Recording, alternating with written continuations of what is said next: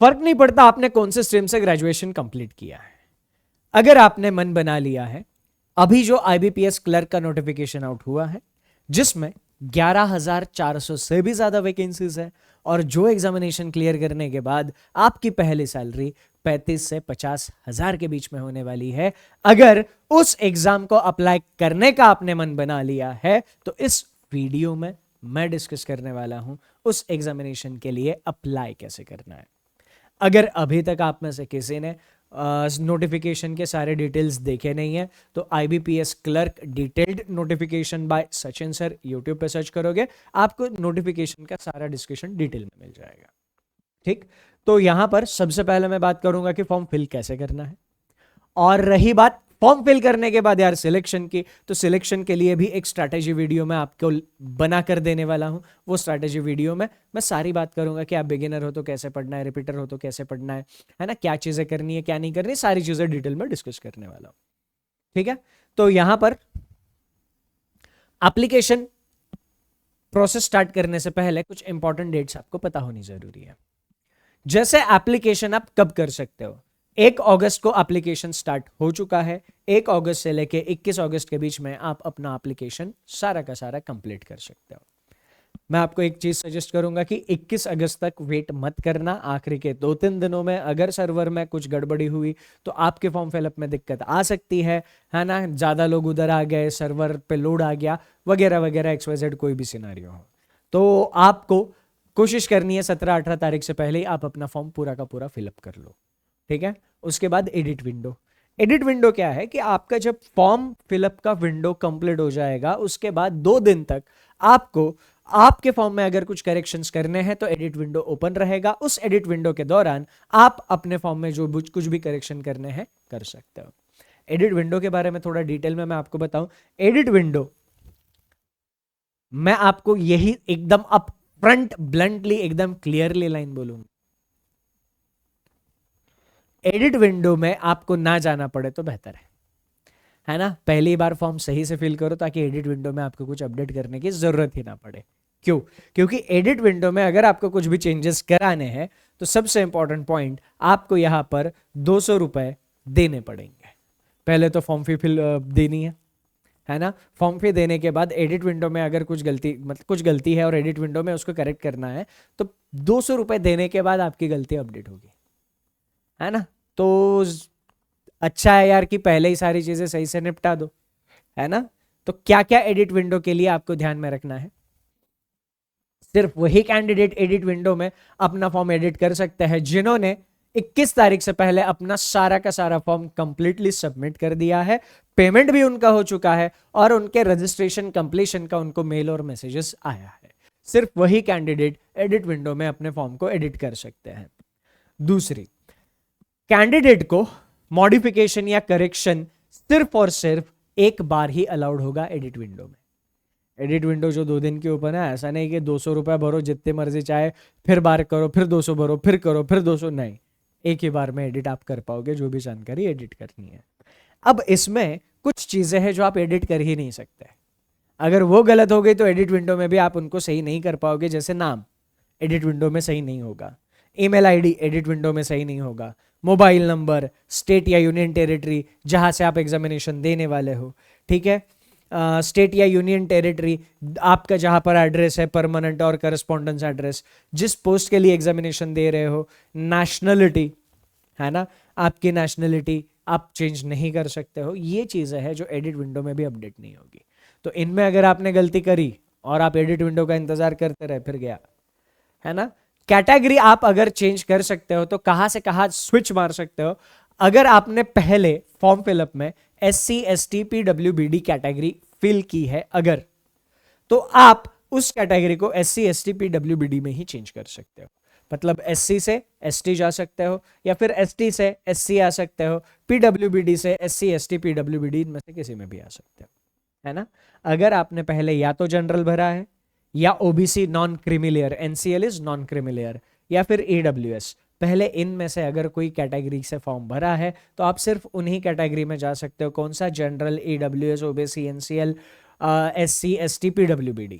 अब इसमें एक चीज साफ साफ लिखी हुई है नोटिफिकेशन में कि अगर आप जनरल टू एससी कैटेगरी अगर एडिट विंडो में स्विच करते हो, जनरल के लिए आपने 850 फॉर्म फी भरी है, तो आप ये मत सोचना कि एससी की फॉर्म फी कम है तो मुझे वो बाकी बचा हुआ पैसा रिफंड मिलेगा। नहीं, देयर इज नो रिफंड, उल्टा आपसे 200 रुपया एक्स्ट्रा लिया जाएगा। तेरे को अपडेट करना है, दे 200 रुपया, पैसा निकाल।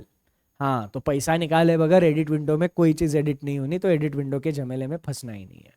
ठीक है, पहली बार में सारा फॉर्म एकदम सही से फिल करना है। ठीक है, 200 रुपए की फीस यहां पर मैंने आपको बता दिया। फॉर्म फिलअप स्टार्ट करने से पहले आपके पास कुछ चीजें होनी चाहिए, जैसे आपका फोटोग्राफ लेटेस्ट होना चाहिए, सिग्नेचर आपकी, लेफ्ट थंब इंप्रेशन, एक हैंड रिटन डिक्लेरेशन, आपका एसएससी का या एसएससी का, एसएसएलसी का या फिर 10 स्टैंडर्ड का सर्टिफिकेट होना चाहिए, फाइनल मार्कशीट, है ना, आपके ग्रेजुएशन के परसेंटेज, एंड आपको फॉर्म फिल करते वक्त एक फोटो खींचनी है अपनी खुद की। तो आप जिस सिस्टम से फॉर्म भर रहे हो, अगर उस पर वेबकैम है तो ठीक, नहीं तो आप दूसरे एक तरीके से अपनी फोटो खींच सकते हो। वो कौन सा तरीका है मैं आगे दिखा दूंगा। ठीक है, तो यहां पर ये सारी चीजें इकट्ठा करनी है। तो सबसे पहले ये डायमेंशन सुन लो। आपका जो फोटो है, आपको उस फोटो को 4.5 बाय 3.5 सेंटीमीटर में अपलोड करना है ना। उस फोटो का डायमेंशंस 200 बाय 230 पिक्सल होना चाहिए और फोटो की साइज 20 KB से 50 KB के बीच में होनी चाहिए। अब आइडियली क्या होता है ना, हमारा जो फोटो है हम उसको स्कैन कर लेते हैं स्कैनर से और ये प्रिसाइज डायमेंशंस में उसको कन्वर्ट कर लेते हैं। पर आपके पास स्कैनर नहीं है और ये कैसे करना है समझ में नहीं आ रहा, तो कुछ नहीं, मैं आपको एक सिंपल चीज बताता हूं। आप अपने फोन से फोटो खींच लो।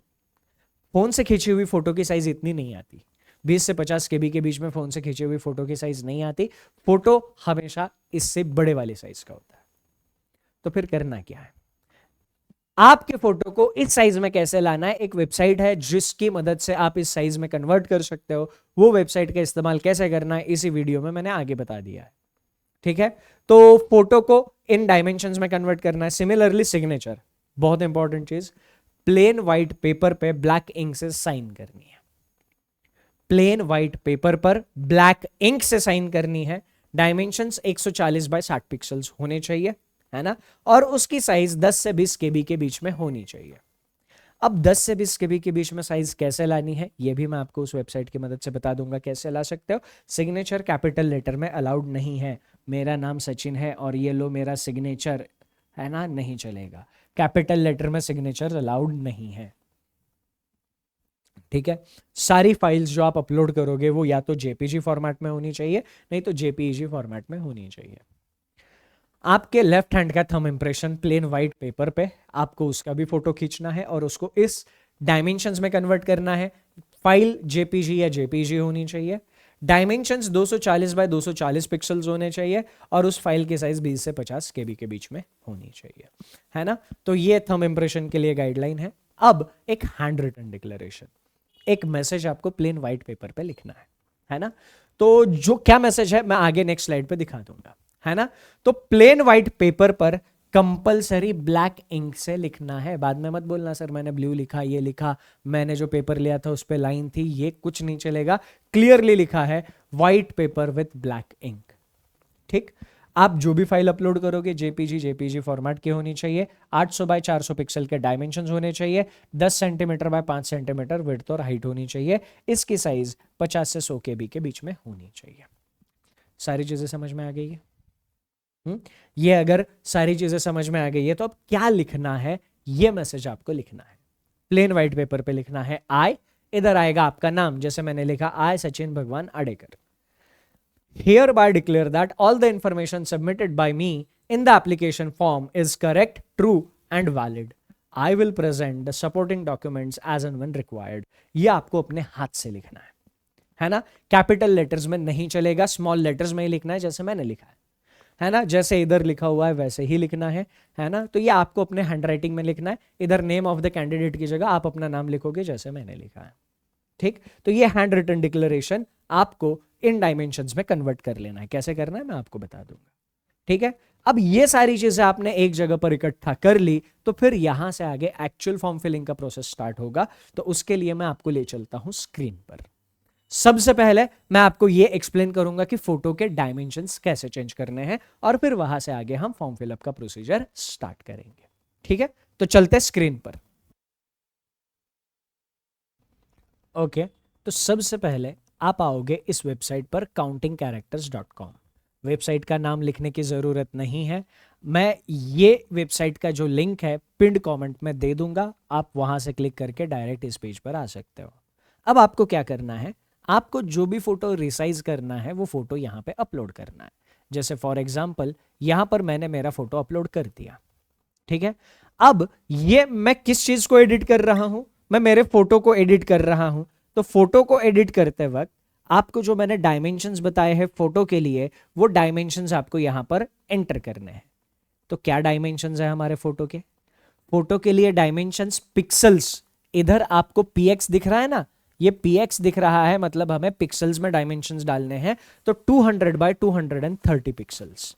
तो यहां पर हम क्या डालेंगे, 230 पिक्सल्स। तो जैसे ही मैं रिसाइज इमेज पे क्लिक करूंगा, इमेज रिसाइज हो जाएगी। यहाँ पर डाउनलोड का ऑप्शन आ जाएगा, मैं जैसे ही डाउनलोड करूंगा इमेज डाउनलोड हो जाएगी। अब एक इशू मेरे साथ हुआ, हो सकता है आप में से कुछ लोगों के साथ ये इशू हो। हमने ये जो फोटो रिसाइज किया ना, उस फोटो की साइज हमें 20 से 50 केबी के बीच में चाहिए थी, पर यहां पर ये जो मैंने कन्वर्ट किया हुआ फोटो है वो मात्र 7 केबी का है। तो ये फोटो तो सिस्टम लेगा नहीं, फिर क्या करना होगा, फिर मैं क्या करूंगा, वही फोटो दोबारा अपलोड करूंगा। दोबारा अपलोड करने के बाद यहां पर मैं डायमेंशंस चेंज करूंगा। अब डायमेंशन, मुझे साइज बढ़ानी है तो डायमेंशंस बढ़ाने पड़ेंगे। तो मैं क्या करूंगा, जिस जिस रेशो में विड्थ बढ़ाऊंगा उसी रेशो में हाइट बढ़ाऊंगा। अब मुझे 7 केबी से 20 केबी जाना है तो डायमेंशन मुझे अच्छे खासे बढ़ाने होंगे। तो मैं क्या करूंगा, दोनों डबल करके डालूंगा। इधर पहले 200 डाला था, 400 डालूंगा। हमने विड्थ को डबल कर दिया तो हाइट को भी डबल करेंगे। 230 हाइट था, उसका डबल करेंगे, 460 इधर हम डाल देंगे। फिर हम यहां पर क्या करेंगे, रिसाइज इमेज पे क्लिक करेंगे। अब जैसे ही मैंने रिसाइज इमेज पे क्लिक किया, फिर से मुझे डाउनलोड का ऑप्शन मिल जाएगा। जैसे ही मैं डाउनलोड करूंगा, फिर यहां पर मुझे मिल रहा है कि यार ये बात बन नहीं रही, 18 केबी की ही इमेज बनी है ना। तो यहां पर हो सकता है आपको थोड़ा बहुत खेलना पड़े, हो सकता है। इन केस अगर आपको थोड़ा बहुत खेलना पड़े तो आप खेल लीजिए, कोई दिक्कत नहीं है। अब मैं इसको 3 गुना करूंगा, है ना। 200 का 3 गुना इधर मैंने कर दिया, 600। अब मुझे यहाँ पर हाइट को भी 3 गुना करना होगा। तो हाइट को मैं 3 टाइम्स करूंगा, यहाँ पर 690 मैं यहाँ पर हाइट डाल दूंगा। मैं यहाँ पर उसको रिसाइज कर लूंगा। अब रिसाइज करने के बाद यहाँ पर क्या होगा, ये इमेज फिर से डाउनलोड करने के लिए मिल जाएगी। इमेज डाउनलोड होने के बाद अब ये इमेज 35 केबी की बनी है। अब 35 केबी की इमेज सिस्टम एक्सेप्ट कर लेगा, तो हमें यहां पर कोई दिक्कत नहीं होगी। ठीक है, तो इस तरीके से आप अपने सारे के सारे फोटोज डिजायर्ड साइज में कन्वर्ट कर लोगे। जब आप सारी की सारी फोटोज, मतलब फोटो हो गया, सिग्नेचर हो गया, लेफ्ट हैंड थंब इंप्रेशन हो गया और हैंड रिटन डिक्लेरेशन हो गया, ये सारे आप अपने फ़ोन से फ़ोटो खींचकर डिज़ायर्ड डायमेंशंस में सेव कर लेना अपने लैपटॉप में या फ़ोन में, और फिर वहाँ से आगे एप्लीकेशन प्रोसेस स्टार्ट कर देना। अब यहाँ पर ये लिंक भी आपको नोट डाउन करने की ज़रूरत नहीं है, ये एप्लीकेशन का लिंक भी मैं पिंड कमेंट में आपको दे दूंगा। तो वहाँ पर क्लिक करके आप डायरेक्ट इस पेज पर आ सकते हो। तो न्यू रजिस्ट्रेशन पे क्लिक किया, यहाँ पर सारी इंफॉर्मेशन फिल करनी है और फिर आपको सारी इंफॉर्मेशन फिल करने के बाद 7 नेक्स्ट पे क्लिक करना है। तो फटाक से सारी इंफॉर्मेशन फिल कर दीजिए, मिलते हैं अगले पेज पर। जैसे ही आप सारी इंफॉर्मेशन फिल कर दोगे, 7 नेक्स्ट पे क्लिक करना है, तो आप यहाँ पर नेक्स्ट पेज पर मूव हो जाओगे। यहाँ पर आपको अपना फ़ोन नंबर और ईमेल आईडी वेरीफाई करना है। तो आप यहाँ पर सेंड ओटीपी करके अपना फ़ोन नंबर और ईमेल आईडी दोनों भी वेरीफाई करा लोगे। सेंड ओटीपी करने के बाद यहाँ पर आपको ये सिर्फ अभी सेंड ओटीपी करोगे कुछ नहीं आएगा, है ना। तो आपको पहले यहाँ पर कैप्चा एंटर करना होगा। ये कैप्चा एंटर करने के बाद आप सेंड ओटीपी पे क्लिक करोगे तो यहाँ पर आपको ओटीपी आ जाएगा। अब जैसे यहाँ पर जो भी ओटीपी मिला है मैं डालूंगा। सेम प्रोसेस मेल आईडी के लिए रिपीट करूंगा। तो यहाँ पर मेल आईडी के लिए मैं फिर से इधर पहले तो ओटीपी डाल के वेरीफाई ओटीपी करूंगा। मेल आईडी के लिए सेम, सेंड ओटीपी बटन पर क्लिक करने से पहले ये कैप्चा इधर डालूंगा, सेंड ओटीपी करूंगा, ओटीपी आएगा, इधर डाल के वेरीफाई करूंगा और फिर नेक्स्ट पे क्लिक करूंगा। तो ये प्रोसेस कंप्लीट कर लीजिए फटाफट। अब मेल आईडी और फ़ोन नंबर वेरीफाई करने के बाद आगे बढ़ना है। यहाँ पर हमने जो फ़ोटो कन्वर्ट किया हुआ था उस फोटो को अपलोड करना है। तो जैसे ही आप यहाँ पर फ़ोटो चूज़ करोगे, photograph file name space not allowed in invalid, ठीक है। तो ये जो फोटो का नाम है ना, उसमें शायद ये स्पेस अलाउड नहीं कर रहा है। तो आप इस फोटो का जो भी नाम रखोगे ना, वो नाम में स्पेस नहीं होना चाहिए, ये थोड़ा सा मेक श्योर कर लेना। यस, अभी मैंने स्पेस हटा दिया है उसके नाम से। हाँ, फोटो का ये जो नाम रख रहे हो ना आप, उसके नाम में स्पेस नहीं होनी चाहिए, है ना। तो वो मैंने नाम से स्पेस हटा दी, तो यहाँ पर ये फोटो अपलोड हो गया। अब यहाँ पर आपको एक फोटो कैप्चर करना है। अगर आप जिस सिस्टम से फॉर्म भर रहे हो उस सिस्टम पर वेबकैम कनेक्टेड है तो आप इस पे क्लिक कर सकते हो। अगर वेबकैम कनेक्टेड नहीं है तो क्लिक हियर टू स्कैन पे क्लिक करना। यहाँ पे क्यूआर कोड आ जाएगा। ये क्यूआर कोड आप अपने कैमरे में स्कैन कर लेना। जैसे ही आप आपका कैमरा इस पे पॉइंट आउट करोगे, एक लिंक आ जाएगा। उस लिंक के ऊपर क्लिक करोगे, आप एक वेबसाइट पर डाइवर्ट हो जाओगे। उधर कैप्चर फोटो का एक ऑप्शन दिखेगा। कैप्चर फोटो पे जैसे ही आप क्लिक करोगे, आपका कैमरा खुल जाएगा। तो आप वहां से सेल्फी कैमरा ऑन करके एक अपनी सुंदर सी फोटो खींच सकते हो, है ना। अब मैंने आप लोगों के साथ बात करते करते मेरी फोटो अपलोड कर दी है। सुंदर तो नहीं है, बट यस, आप लोगों के साथ बात करते करते मैंने मेरी फोटो अपलोड कर दी है। ठीक है, इधर आई कंफर्म पे क्लिक करो। उसके बाद आपको आपकी साइन अपलोड करनी है इधर, है ना। तो जो सिग्नेचर आपने डिजायर्ड साइज में कन्वर्ट किया था, वो सिग्नेचर आप यहाँ पे अपलोड करोगे। आई कंफर्म, नेक्स्ट पे क्लिक करोगे, है ना। तो यहाँ पर इधर आई कंफर्म पे क्लिक करना है, नेक्स्ट पे क्लिक करना है। तो आप यहाँ पर अपनी सारी इन्फॉर्मेशन फिल करोगे। ये सारी इन्फॉर्मेशन फटाफट फिल कर देना और फिर मैं आपको मिलूंगा अगले पेज पर। फटाफट से सारी इन्फॉर्मेशन फिल कर दो। अब है ना, यहाँ पर एक चीज़ बहुत ध्यान से सुनना। अब ये अप्रेंटिसशिप अगर आपने कंप्लीट की है किसी भी बैंक से, आपने अप्रेंटिसशिप कंप्लीट करी है, तो ये डिटेल्स यहाँ पर ध्यान से फिलअप करनी है। क्यों फिलअप करनी है? क्योंकि यहाँ पर अगर आप अप्रेंटिसशिप करते हो तो आपको बेनिफिशियल बोनस मार्क्स मिलेंगे। तो उसके लिए ये इंफॉर्मेशन ध्यान से फिल करनी है ना। आपको अप्रेंटिसशिप का सर्टिफिकेट जो भी मिला होगा, उस सर्टिफिकेट पर इसमें जो डिटेल्स चाहिए वो सारी की सारी डिटेल उस अप्रेंटिसशिप के सर्टिफिकेट पर मिल जाएगी। ठीक है, चलो।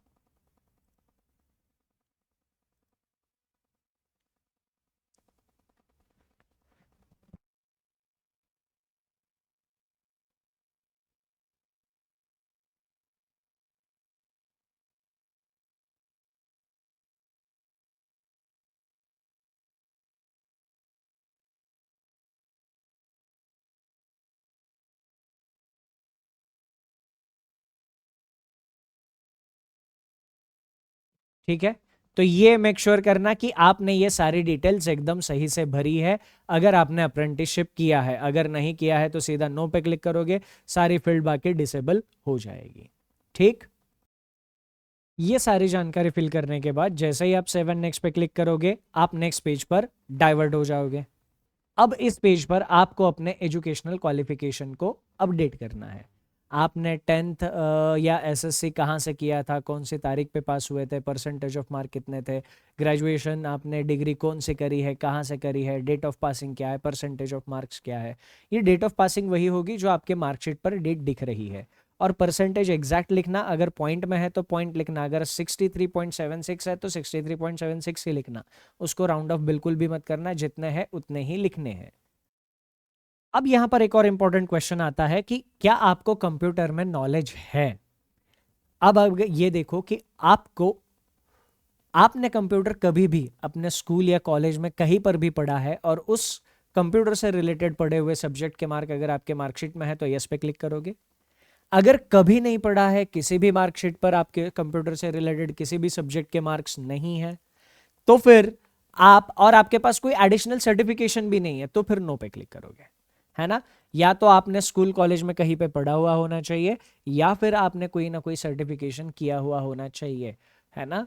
तो ये इसमें मैंडेटरी चीज फिल करनी है। ओके, अब जैसे ही आप ये सारे इंफॉर्मेशन फिल करके 7 नेक्स्ट पे क्लिक करोगे, आप नेक्स्ट पेज पर पहुंच जाओगे। अब यहाँ इस पेज पर आपको अपना प्रेफरेंस देना है, ठीक है। प्रेफरेंस देने के लिए आपको क्या करना है, प्रेफरेंस देने के लिए आपको एक अलग से शॉर्ट वीडियो में मैं बता दूंगा। आपको यहाँ पर मतलब दो चीजें ध्यान में रखनी है। एक तो बैंक की साइज। अब बैंक के साइज मतलब बैंक का वैल्यूएशन क्या है, कितना है, तो उस हिसाब से आप दे सकते हो। यानी ज़्यादा बड़ी बैंक में आप यहाँ पर जॉब के लिए वो बैंक चूज कर सकते हो, है ना। और या फिर आपको लोकेलिटी चाहिए तो आपके आसपास जो ज़्यादा ब्रांचेस दिखती है आप वो ब्रांचेस बैंक चूज कर सकते हो। बैंक आप कौन सी चूज कर रहे हो इसका और आपके सिलेक्शन का कोई लेना देना नहीं होता है। अगर आप कट ऑफ के अंदर आते हो तो आपका सिलेक्शन 100% होना है, ठीक है। बैंक बस ये आपका प्रेफरेंस जानने के लिए कि आप कौन से बैंक में काम करना चाहते हो, उसके लिए ये प्रेफरेंस होता है। जैसे जैसे आप बैंक का प्रेफरेंस यहाँ पे सिलेक्ट करोगे वैसे वैसे उधर अपने आप ऐड होता जाएगा। तो जो बैंक आपको सबसे पहले चाहिए उसके नाम पर सबसे पहले क्लिक कर देना, जो दूसरे नंबर पे चाहिए उसको दूसरे नंबर पे, तीसरे नंबर वाली बैंक आप तीसरे नंबर पे, फिर चौथा, फिर पांचवा। ये मैं अभी ऐसा रैंडमली क्लिक कर रहा हूँ, आप अपना थोड़ा सा होमवर्क करके ये अपना प्रेफरेंस इसमें ऐड कर सकते हो। तो ये प्रेफरेंस ऐड करके आपको 7 नेक्स्ट पे क्लिक करना है तो आप नेक्स्ट पेज पर पहुंच जाओगे।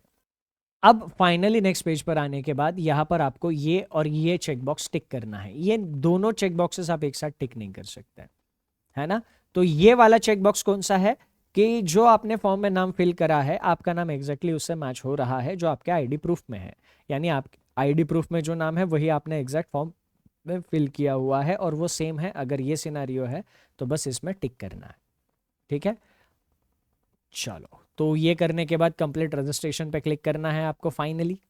जब आप कंप्लीट रजिस्ट्रेशन पे क्लिक करोगे तो यहाँ पर आपको बाकी बचे हुए डॉक्यूमेंट्स मांगे जाएंगे। लेफ्ट हैंड थंब इम्प्रेशन, तो लेफ्ट हैंड थंब इम्प्रेशन आप यहाँ पर अपलोड कर दोगे, ठीक, जो हमने कन्वर्ट कर लिया है ऑलरेडी। हैंड रिटन डिक्लेरेशन जिसको भी हमने ऑलरेडी कन्वर्ट कर लिया है वो भी आप अपलोड कर लोगे यहाँ पर। अब यहाँ पे है ना आपको आपके एसएससी का 10th का मार्कशीट अपलोड करना है। तो 10th का मार्कशीट अपलोड पीडीएफ फॉर्मेट में होना चाहिए। तो पीडीएफ फॉर्मेट में जो आपका 10th का मार्कशीट है वो आप यहाँ पर अपलोड कर दोगे। अब आपके पास आपके 10th के मार्कशीट की पीडीएफ नहीं है अगर, तो क्या करना है, आप अपने 10th के मार्कशीट का अपने फ़ोन से मस्त फोटो खींच लेना। वो फोटो खींचने के बाद ये जो वेबसाइट है ना इमेज टू पीडीएफ कन्वर्जन, ये वेबसाइट भी मैं आपको नीचे पिंड कमेंट में दे दूंगा। इसमें आके क्या करना है आपको, जो आपका 10th का मार्कशीट का आपने फोटो खींचा है वो फोटो यहाँ पे अपलोड करना है और वो फोटो अपलोड करने के बाद कन्वर्ट टू पीडीएफ पे क्लिक करना है। इतना सिंपल है। आपको वो फोटो जो आपने खींचा था उसका पीडीएफ बना के मिल जाएगा। ये पीडीएफ आप फिर वहां पर अपलोड कर सकते हो। तो पीडीएफ अपलोड करने के बाद आपको यहाँ पर ये सारी चीज़ें मतलब ये टिक करना है कि ये आपने ये सारा सही भरा है। और डिजी लॉकर का एक्सेस देना नहीं देना ये आपके ऊपर है। अभी फिलहाल मैं नो क्लिक कर रहा हूँ। अगर आप अपने डिजी लॉकर का एक्सेस देना चाहते हो तो यस कर सकते हो, ये मैंडेटरी नहीं है, ठीक है। तो डिजी लॉकर का एक्सेस आपको देना है तो दे दीजिए, नहीं देना है तो नहीं देना, ठीक। तो 7 नेक्स्ट पे क्लिक करोगे तो आप इसके नेक्स्ट पड़ाव पर पहुंच जाओगे। ओके तो अब वहां पर 7 नेक्स्ट पे जब आप क्लिक करोगे तो आप पेमेंट विंडो पे लिए जाओगे और पेमेंट कंप्लीट करने के बाद आपका रजिस्ट्रेशन कंप्लीट होगा। अब आपका रजिस्ट्रेशन कंप्लीट होने के बाद आपका जो पेमेंट स्क्रीनशॉट मतलब पेमेंट का फॉर्म आया है, पेमेंट का रिसिप्ट आया है, उसको चाहिए तो डाउनलोड करके रख लेना, है ना। आपको आपके फ़ोन पर मैसेज में एक मैसेज आया होगा जिसमें रजिस्ट्रेशन नंबर होगा, वो मैसेज आपको संभाल के रखना है। वो रजिस्ट्रेशन नंबर आपको आगे काम आता है। मेल भी आया होगा, वो मेल भी सेव करके रखना, वो मेल भी आपको आगे काम आएगा। तो यहाँ पर हमने पूरी की पूरी एप्लीकेशन प्रोसेस कंप्लीट कर ली है। ये सारे जो इंपॉर्टेंट लिंक्स है मैंने नीचे पिंड कमेंट में डाल दिए हैं, तो पिंड कमेंट से आप सारे के सारे लिंक्स रेफर कर सकते हो, ठीक है। बाकी अब प्रिपरेशन के बारे में डिटेल्ड वीडियो मैं बनाऊंगा स्ट्रैटेजी में, है ना। IBPS clerk strategy by Sachin sir अगर आप सर्च करोगे तो आपको वो वीडियो मिल जाएगी, है ना। पर अभी के लिए मैं आपको एक बहुत इंपॉर्टेंट सेशन सजेस्ट कर रहा हूँ। यूट्यूब पर अवेलेबल है, 13 घंटे का सेशन है। 13 घंटे का सेशन है, फ्री ऑफ कॉस्ट है, यूट्यूब पर अवेलेबल है। ये एक सेशन करने से रीजनिंग में आपके 15 मार्क पक्के हो जाएंगे, है ना। इसमें पजल का सारा बेसिक है। इस सेशन के बारे में, इसके इंपॉर्टेंस के बारे में, अहमियत के बारे में डिटेल में स्ट्रैटेजी सेशन में मैंने बात की हुई है, ठीक है। तो ये आपके प्रिपरेशन का सबसे अहम सेशन होने वाला है, तो इस सेशन को जरूर रेफर करना है आपको, है ना। 13 घंटे का सेशन, कैसे देखना है क्या देखना है सेशन में ही मैंने बताया। इसके अलावा फॉर्म फिलअप को लेकर कोई भी अगर आपको डाउट है तो आप इस वीडियो के नीचे कमेंट सेक्शन में डाल सकते हो, या फिर आईबीपीएस के कस्टमर केयर पर कॉल कर सकते हो। आईबीपीएस का कस्टमर केयर का नंबर आपको गूगल पर मिल जाता है, जस्ट सर्च कर लेना आईबीपीएस कस्टमर केयर नंबर, तो वहां पर 2 नंबर आते हैं, उनमें से किसी भी नंबर पर वर्किंग आवर्स में मंडे टू फ्राइडे अगर कॉल कर लेते हो तो आपको जो भी कंसर्न्स है, जो भी क्वेरीज है, वहां पे सॉर्ट आउट करी जाएगी, वहां पे उनका समाधान दिया जाएगा। ठीक है, तो इस छोटे से वीडियो में यही पर मैं आप लोगों से इजाजत लेता हूं। That's it from my side in the session. Thank you, take care, and सबसे important, enjoy your time. Bye bye.